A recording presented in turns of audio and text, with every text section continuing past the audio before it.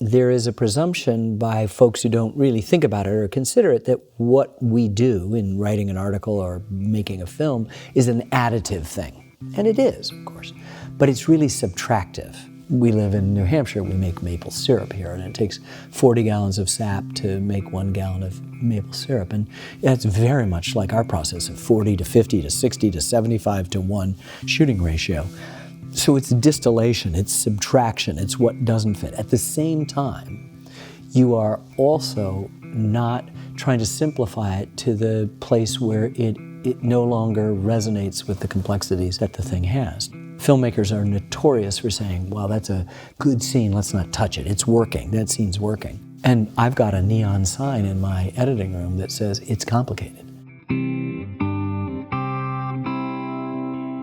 Welcome to After the Fact. For the Pew Charitable Trusts, I'm Dan LeDuc, and you're listening to Ken Burns describe the subtractive art of his creative process. You can see it at work in his epic look at the Civil War. The 11.5-hour documentary captivated the nation in 1990 and was culled from 22.73 miles of film. And that's our data point for this episode.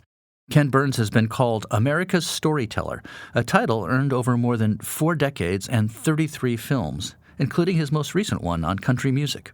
We traveled to his barn, that is his office, in rural New Hampshire to talk about how he creates art from history. My first film was on the building of the Brooklyn Bridge, and when I started fundraising for it in '77, I looked about 12 years old, and people delighted in turning me down, saying that this child is trying to sell me the Brooklyn Bridge. And when I finally amassed, I can't say a critical mass, but some money to film, I started filming, and I finished most of the principal photography in the summer of 1979. And realized with all this footage and no money that I needed to get a real job. And I had a really nice offer for a job, but I felt in my bones, in my guts, that if I put the footage up on top of the refrigerator or on a shelf, I'd just wake up 20, 25 years later and having not finished it. So I wanted to move to some place where I could live for nothing and figure out how you made a film about a bridge, how you told stories in history, how you animated old photographs, how you used sound effects and music. And I moved here to the house I'm living in now. I rented it for a couple of years, and my oldest daughter was born there, and so I had to buy it. The best professional decision I ever made was deciding to stay here once that film was nominated for an Oscar. Everyone said, oh, you're coming back to New York. And I said, no, I think I'm going to stay here. The work I do is so labor intensive. It's like academic or medical scientific research. It takes years and years and years to do it right. And it was more important to put the very difficult, still to this day, grant money. And I'm very grateful for Pew's involvement for decades in the work that we've done. Put that all on the screen, to have zero overhead, in essence, so that we could tell the funders that, look, it's all on the screen. If we're going to take 10.5 years to do Vietnam or 8.5 years to do country music or the war, the history of the Second World War that we did, that they felt that their money was going not to some costly rent in Midtown Manhattan, but in a rural area where it's very clearly all up on the screen. The work clearly energizes you. Are there things outside of work that allow you to have the energy and vitality and creativity, practices that you do yourself that allows you to sort of grow as beyond as a filmmaker that also influences you as a filmmaker? Being a father is the most important activity. I have 4 daughters. I am blessed. I am rich in daughters who range from the late 30s to a 9-year-old. They're the greatest teachers. I live in this spectacular place that nature continually reminds me of my insignificance. And so the humility that comes from understanding how much nature dwarfs us is actually makes you bigger. Just as if you think that you can say to somebody, don't you know who I am, it doesn't commend you to the smallest and weakest little place. And first of all, in Walpole, New Hampshire, any notoriety, awards, celebrity plus 50 cents gets you a cup of coffee. I do the New York Times crossword puzzle in ink, physically. I buy the paper every day. And I read, novels or magazines, and I watch television, mostly for news and sports. I'm a rabid baseball fan, and then Mostly I walk. And I do that at least once a day, if not twice a day. And by the end of the day, I have about 10 miles. What happens in walking is very interesting. It's meditative. Sometimes it's social. I can talk to daughters, I can talk to colleagues, but mostly it's solo or with my dog. And we just sort of watch things. Leaves falling from trees, sunsets and sunrises. That's what Emily Dickinson called the far theatricals of day, which I still think is one of the greatest phrases of all times. And I am very much addicted to the far theatricals of day. Well, one of the things we want to do is talk just about your creative process, how you go about doing what you do. Could we start with the most basic question, which is how you pick your topics? You've talked a lot about how you've got a whole range going out for the next 10, 20 years, which is amazing. So, but how do you decide? You know, the glib answer is that they choose me. I'm just looking for good stories in American history, and that's what I want to say first, is that I'm a storyteller. I'm not looking to make a political comment on the present, though I know, as Mark Twain is supposed to have said, that history doesn't repeat itself, but it rhymes. That is to say, I've never finished a project where I haven't lifted my head up at the end of this long, usually multi-year process, and not seen the way in which the themes, the important themes, are not only evergreen, but are resonating in the present. We do get completely distracted by the idea that history repeats itself. It does not. It never has. Please show me where it has. You know, are we condemned to repeat what we don't remember? No, it doesn't seem that that's the case. Is knowing history a good thing? Of course it is. So I think we just come to it from the sense that we have an amazing story to tell in our country. I feel that too often it's been sanitized, and that the real version, which is incredibly diverse and incredibly complicated, is the one we ought to be focusing on, and that in no way does it diminish the positive aspects to give some of the negative stuff. The novelist Richard Powers said, "The best arguments in the world won't change a single person's mind. The only thing that can do that is a good story." So I'm not in the business of changing people's minds, but I am in the business of trying to figure out what a good story is. You mentioned the binary aspect, and unfortunately we're in that phase of our society today. But we're also in a world where, you know, attention spans have been shortened. We're in social media driving so much of what goes on. You continue to draw tens of millions of viewers to 8, 10, 12, 18 hours worth of material. What does that tell you about where we are as a people? Well, it's really good news. Yeah, it is. When the Civil War series came out in 1990, there was no real cable proliferation. So we're dealing with around 40 million people who watched some or all of it the first time it was out. That was a big and surprising chunk. But we've kept that 40 million people as the cables have proliferated to 500 or 1,500 channels, and the internet has exploded with literally tens of millions, if not hundreds of millions of places. I was told by the critics, this is really good, but no one's going to watch it. Everybody said that through baseball, through jazz, through World War II, through the national parks. But they didn't say it for the next big series, which was the Roosevelts. And they didn't say it for Vietnam, and they didn't say it for country music. And that's because we're starved for curation. We're also starved for meaning. Now, the acquisition of knowledge and facts doesn't make meaning. Meaning comes in duration. The work you're proudest of, the relationships you care about, have benefited from your sustained attention. And what offering complex stories do is it reminds you that this thing that has apparently forced you into a binary stance, it's neither and both. You can occupy both spaces. Our superficial history would convince us that our heroes are perfect and that our villains are sort of uniquely one-dimensional. And so if you give dimension to those villains and you remind that the heroes very often have feet of clay, I mean, look, you can take, in my estimation, the greatest president since our founding, Abraham Lincoln, and understand that even as late as April of '61, when the guns were opening up at Fort Sumter, he was thinking of colonizing blacks to South America or back to Africa, or that he's tardy on emancipation. And say with the Roosevelts, you can understand the dynamics of these three heroic individuals who are also just human beings, all of them with glaring failings that are just out there, but nothing about those failings ultimately disqualifies them. They just become intimate.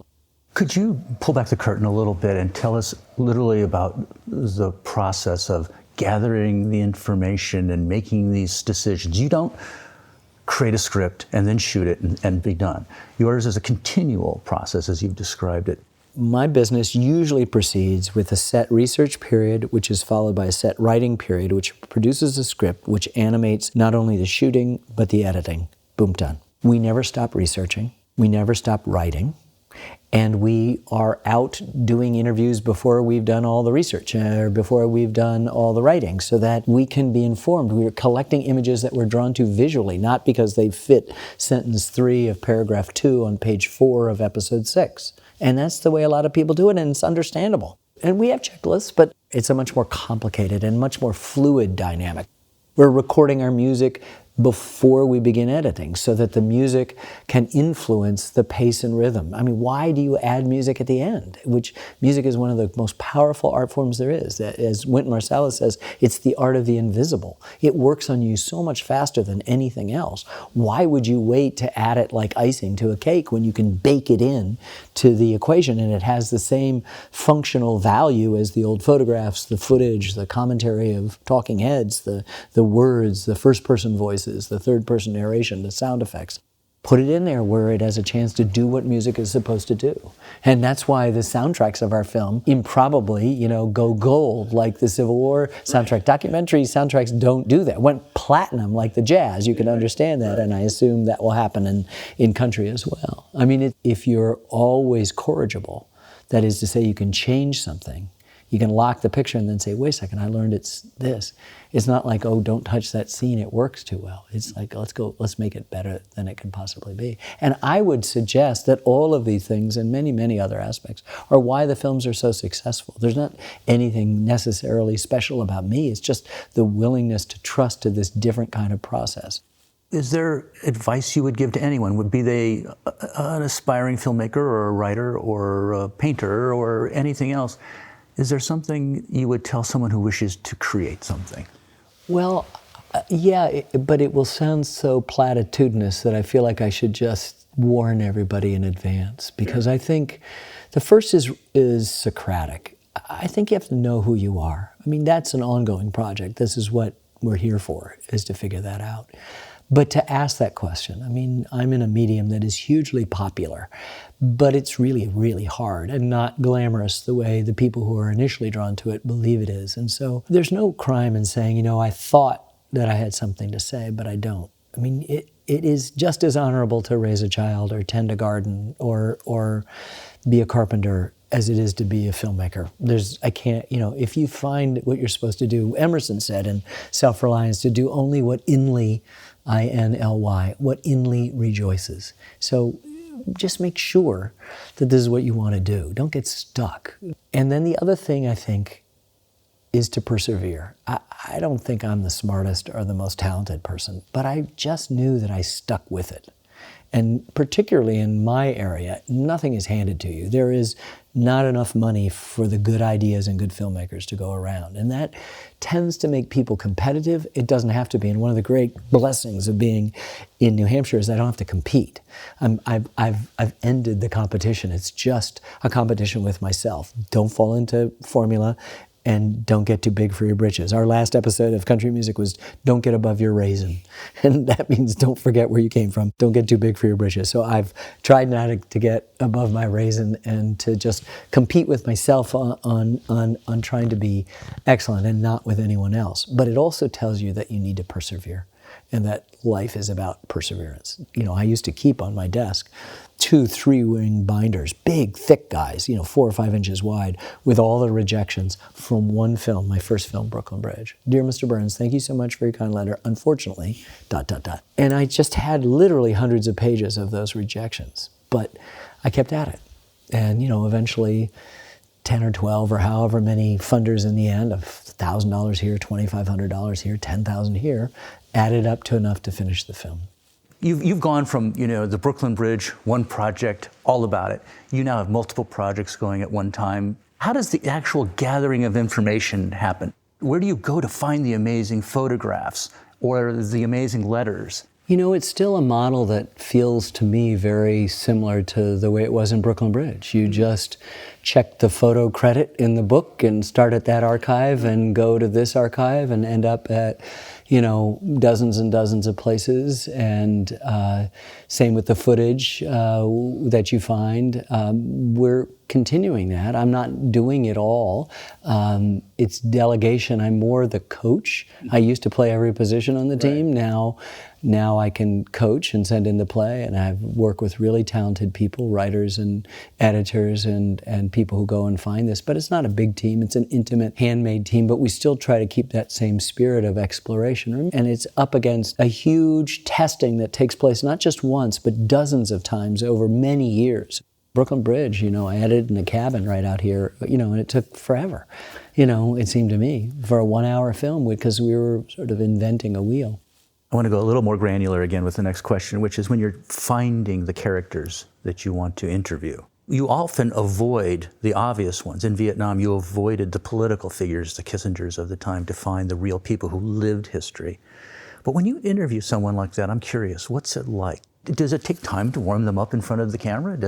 How do you get them to relax and talk to you? Does the best stuff come at the beginning of the conversation or 3/4 of the way through? There's no formula. Everybody's different, of course. Everybody's unique. What we want to do is sit down with so-called ordinary people. And immediately, particularly if your subject is war, you understand instantly there's no such thing as an ordinary person. The art of interviewing, I still feel, I conducted my first interview in January of 1972 when I was a freshman and first-year student at Hampshire College in Amherst, Massachusetts. It was terrifying then, and the interviews now are terrifying because if it doesn't come out right, it's your fault. If it comes out right, it's their great gift. And that's the way it should be. And sometimes people give you everything up front and then they're exhausted. Sometimes they're reticent. Sometimes they're nervous. Sometimes they want to be somebody they're not. They know coming in who I am, and maybe they want to be Shelby Foote. It's the worst thing in the world to want to be somebody you're not. I had one person I was interviewing for a film, and he was just staying on the surface. And I finally just said to him at the beginning of the 3rd or 4th reel, and I was about to roll a film, I was about to end it. And I just said, "You saw bad stuff." And his lips started quivering and his cheek started twitching, and then all of a sudden out came these stories of a 19-year-old grizzled veteran of a war who was handling the kids. And I finally stopped and I said, "Wait a second, how old are you?" He goes, 19. "How old are these kids?" He goes, 18. So the difference of just a few days, a few weeks, a few months in combat had changed this person. You have plotted out films for the next 10 years. How do you decide the order of them?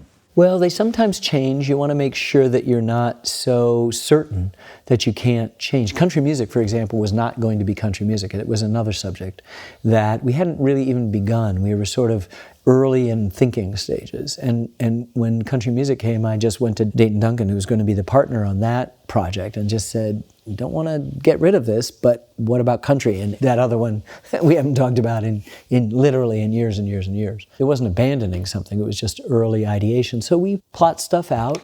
We're working on a biography of Ernest Hemingway, a biography of Muhammad Ali, a biography of Benjamin Franklin. We're doing a history of the United States and the Holocaust. We're doing the story of the buffalo, a kind of biography of an animal, which is also, I presume, a parable of de-extinction, but it's mostly about the human beings that both prize the buffalo, the other human beings that brought it to the brink of extinction, and the human beings of the same tribe who said, "No, let's save it." It's a really, really great story. We're doing a history of LBJ and the Great Society, the second most accomplished in terms of legislative achievements after FDR in the history of our country. So if I were given 1,000 years to live, I wouldn't run out of topics in American history. We're also doing a film on Leonardo da Vinci, which is our first non-American topic. Wow, that's big news. It's a non-American topic. It's huge. It's huge for us, but he's such a polymath. He's so interesting. He seems to be speaking to the highest aspirations of what the United States...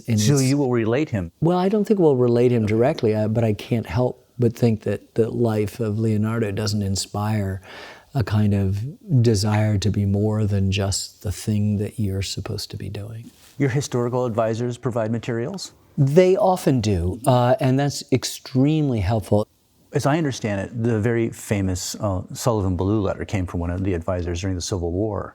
It was Robert Johansson, who was sort of soft-spoken member of our advisory board, and he taught in Illinois, and he sent something that he'd come across in the Illinois State Historical Society or something like that, which was based on a Rhode Island soldier. And I read it out loud. By the time I finished reading it in my office over there, I was breaking up and everyone else was in tears. And I handed it to my brother and I said, make a copy of it and put it at the end of the first episode. He said, "What? It's at Battle of Manassas. Put it in Manassas." I said, "No, these are the stakes for the whole film. We can retrospectively look back at Manassas, but look ahead to what the whole thing is about, because this is the greatest love letter ever written, I believe." And putting it at the end said, this is what the stakes are going to be. Can I ask you to read it? Sure. Okay. My very dear Sarah, the indications are very strong that we shall move in a few days, perhaps tomorrow. Lest I should not be able to write you again, I feel impelled to write a few lines that may fall under your eye when I shall be no more. I have no misgivings about our lack of confidence in the cause in which I am engaged, and my courage does not halt or falter. I know how strongly American civilization now leans on the triumph of the government, and how great a debt we owe to those who went before us through the blood and sufferings of the Revolution. And I am willing, perfectly willing, to lay down all my joys in this life to help maintain this government and to pay that debt. Sarah, my love for you is deathless. It seems to bind me with mighty cables that nothing but omnipotence could break. And yet my love of country comes over me like a strong wind and bears me irresistibly on with all these chains to the battlefield.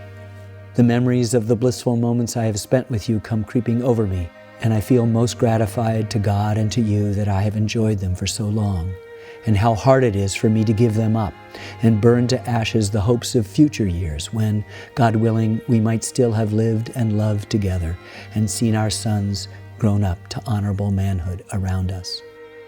I have, I know, but few and small claims upon divine providence, but something whispers to me that I shall return to my loved ones unharmed. If I do not, my dear Sarah, never forget how much I love you, and when my last breath escapes me on the battlefield, it will whisper your name. Forgive my many faults and the many pains I have caused you, how thoughtless and foolish I have often been. How gladly would I wash out with my tears every little spot upon your happiness. But oh Sarah, if the dead can come back to this earth and flit unseen around those they loved, I shall always be near you in the gladdest days and in the darkest nights. Always, always. And if there be a soft breeze upon your cheek, it shall be my breath. As the cool air fans your throbbing temple, it shall be my spirit passing by. Sarah, do not mourn me dead. Think I am gone and wait for me, for we shall meet again.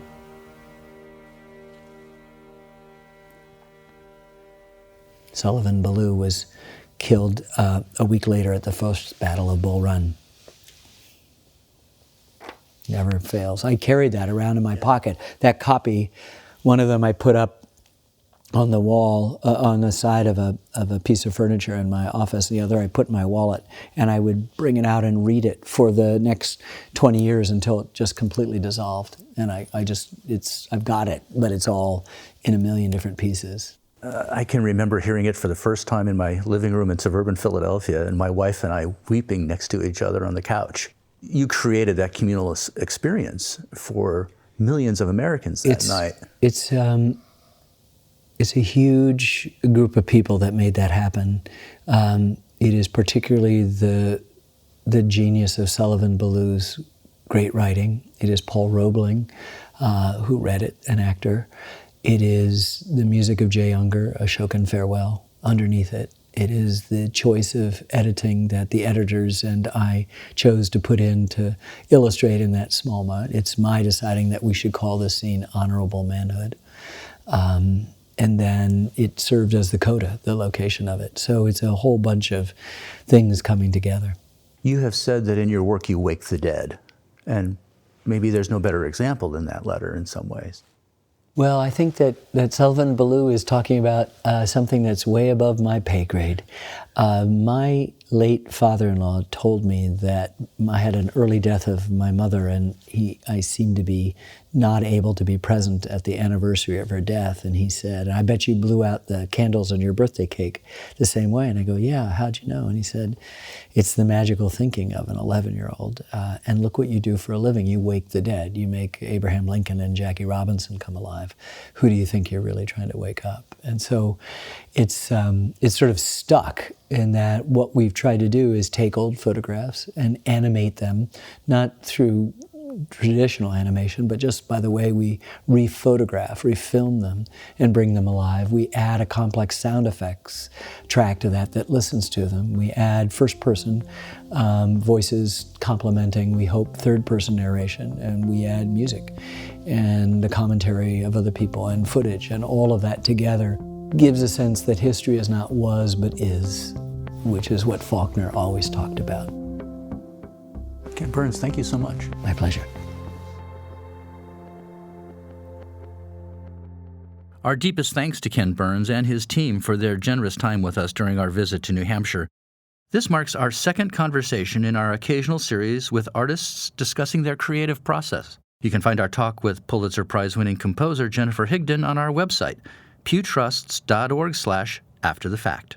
And if you're a new listener, welcome. Check out our range of episodes: explorations of faith today, conversations with scientists at work around the globe, examinations of the American family, and looks at the future of learning. All of it grounded in data, all of it nonpartisan. We appreciate you tuning in and hope you'll keep listening and keep sharing this podcast with friends. For the Pew Charitable Trusts, I'm Dan LeDuc.